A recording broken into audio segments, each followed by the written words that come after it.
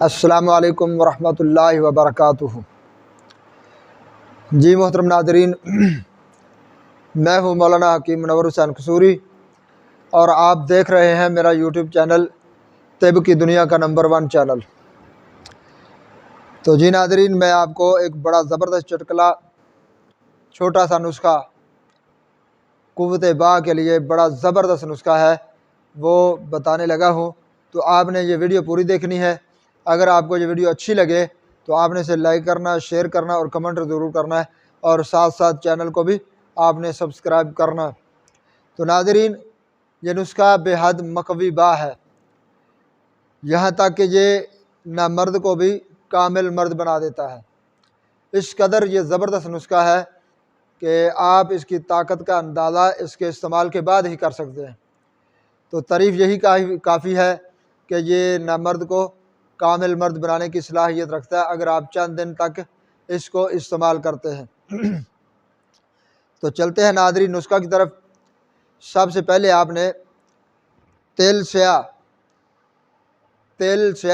25 तोला, तिल स्या 25 तोला आपने लेना है, और घुघरू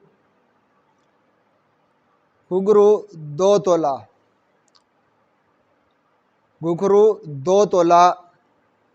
इन दोनों को आपने अच्छी तरह से कूट करके बारीक पीस लेना है, सफ़ूफ बना लेना आपने, बिल्कुल मुकम्मल आप इसे पीस करके सफ़ूफ बना लें।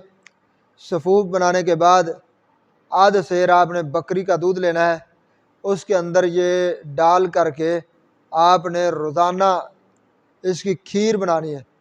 तो जब खीर तैयार हो जाए तो आपने इसके अंदर मिश्री कूज़ा मिला लेनी है हस्बे ज़रूरत, जितना मीठा आप इस्तेमाल करते हैं।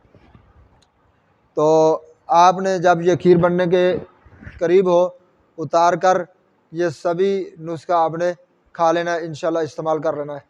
तो चंद दिन के इस्तेमाल से, 10-15 दिन के इस्तेमाल से इंशाल्लाह अज़ीज़ आपको इतनी ताकत मिलेगी कि आप हैरान रह जाएंगे। आप सोचते रह जाएंगे कि मैंने क्या खा लिया, इतना ज़बरदस्त ये नुस्खा है।